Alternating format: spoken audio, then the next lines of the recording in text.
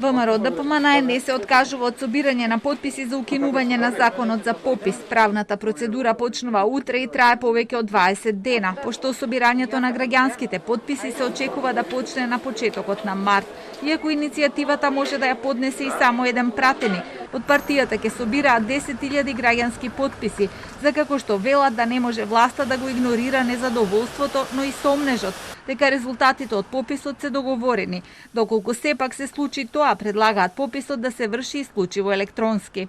Поради пандемијата, на која што сите наши соседи сериозно и приоѓаат, одложен е пописот во Бугарија, во соседна Србија, во Хрватска, одложен е пописот во Романија, во Сојузна Република Германија и така натаму, и така натаму. Само кај нас овие луѓе одлучија брутално да ги загрозат животите на граѓаните. И затоа ние рековме еве како последна опција да правите електронски попис. Секој граѓанин да може со едноставно приклучување на интернет да биде попишан. А потоа споредувајте таму според бази на податоци кои што никој жив во држава не ги знае, сем можеби Зоран Заев и оној директор на Државниот завод за статистика.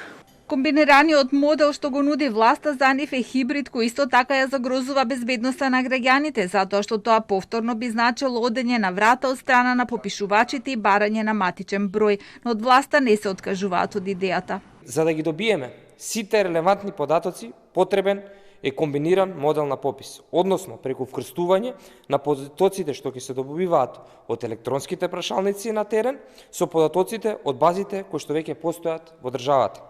Да се добие целосен преглед за податоците кои се неопходни, но не се опфатени со електронските бази. Затоа, само електронски попис не е доволен за да се добијат комплетни податоци какви што се потребни според Евростат и меѓународните стандарди. Рокот за собирање на подписите е 30 дена. Ќе се собираат преку подрачните единици на Министерството за правда. Да.